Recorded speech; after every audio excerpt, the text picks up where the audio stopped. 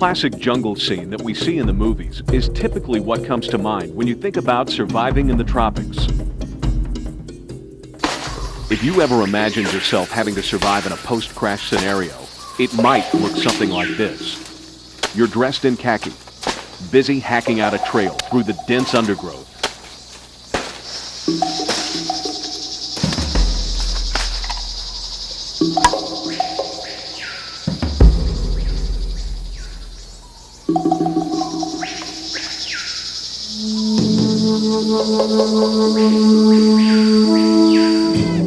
Drums beat, and hostile warriors try to pick you off with their spears and blowguns.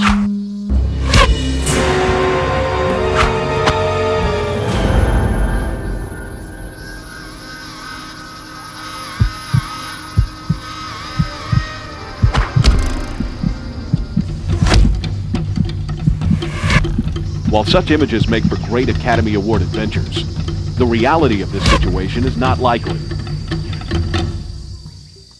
Even though the jungle, or tropical rainforest, as it is more commonly known, is a part of the tropics, it is just that, only one part. Some portions of the tropics can resemble a desert-like environment, or the grassy plains of Nairobi.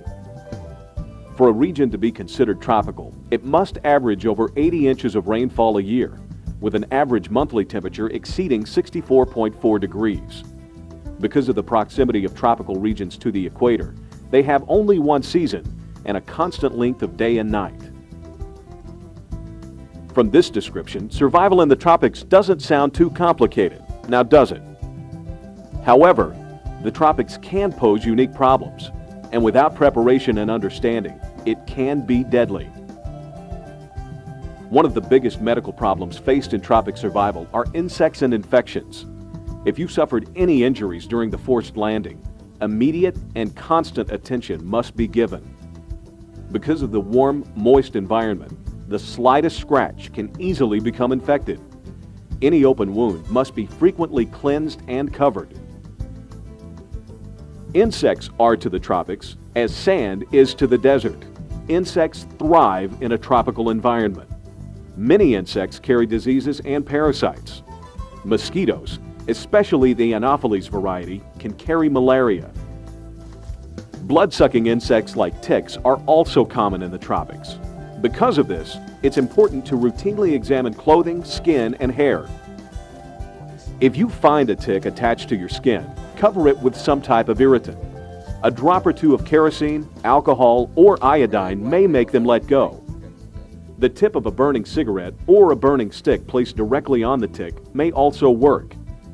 If the tick becomes dislodged, wash the affected area thoroughly.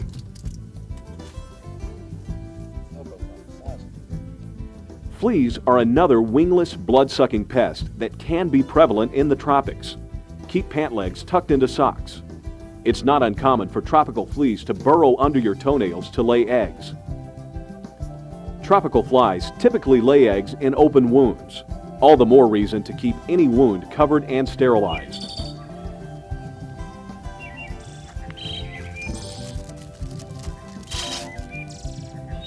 High humidity is associated with tropical regions, so it's not uncommon for your clothing to be damp or wet.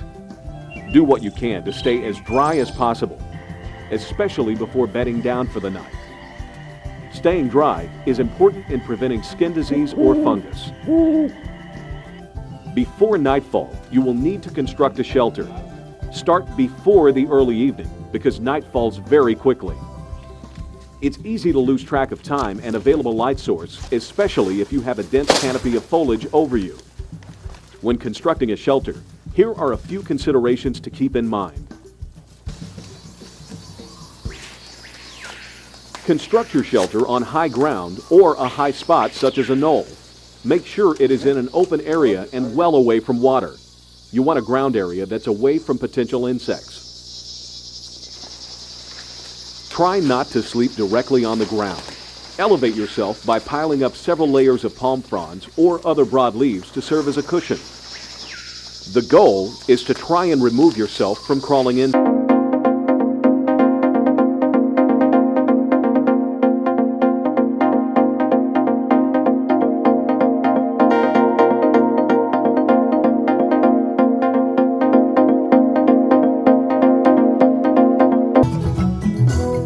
Doing this will keep your sleeping platform off the ground. A more comfortable shelter can be made by covering the top with 4 or 5 layers of long, spineless palm leaves. Pieces of bark or mats of grass will help waterproof the shelter. You may find that the simplest tasks when performed in tropical heat and humidity are hard to accomplish because your energy is drained. You will need an abundant amount of rest and sleep to recover. Remember to start your shelter construction well before dark. Constructing a fire in the tropics is the most desirable form of keeping warm. Fuel for a fire should be plentiful, though most of it may be damp. To find dry tinder, try the inner layers of bark. Fibers in the base of palm leaves also make good tinder. Once you have a good, hot fire going, you can add damp wood to keep it burning. Creating a fire gives you heat and keeps you comfortable during the night, as well as protecting you from mosquitoes, flies, and other potentially curious animals. It is not necessary to create a roaring fire, as a small one will serve your purpose and is easier to maintain. Signaling for rescue in the tropics poses several challenges. Surface-to-air signals, such as reflectors and rescue codes, may be ineffective because of the thick jungle foliage overhead. This can also impede the use of flares and launchers. To be effective, signaling for rescue in the tropics needs to be performed out in an open area. This may require you to travel to get to a more desirable signaling area. Unless you know where you are and where you are going, don't risk travel too far away from your crash site.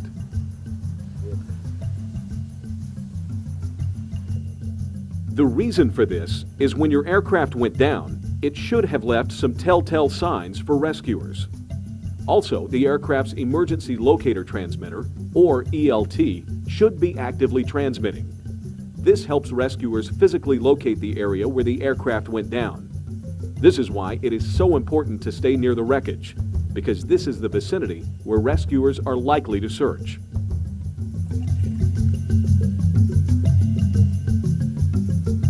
Finding water should be an easy task.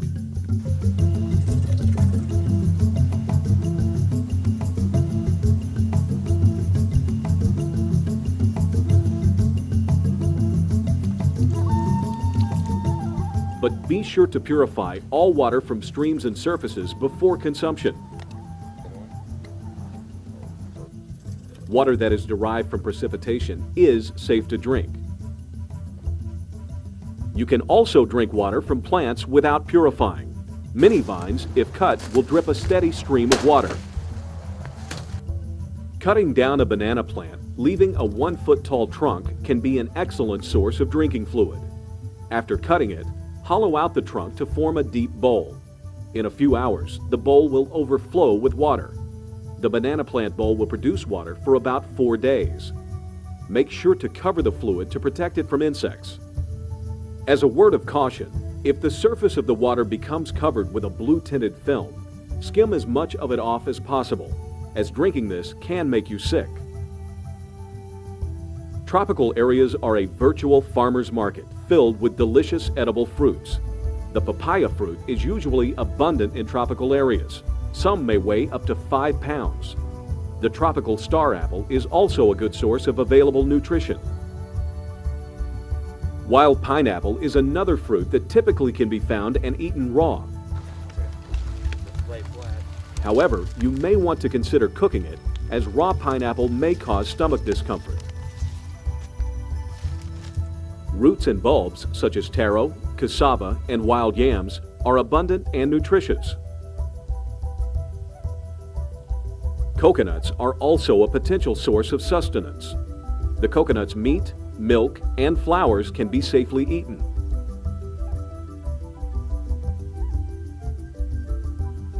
Fortunately, in the tropics, there is an abundance of safe fruits and vegetables to eat.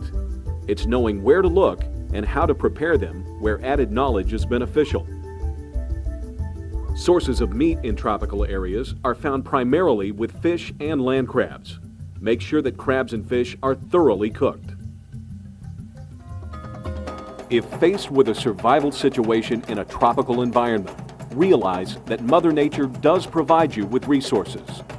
You can live off what the environment provides by using knowledge, common sense, and above all, your innate desire to survive.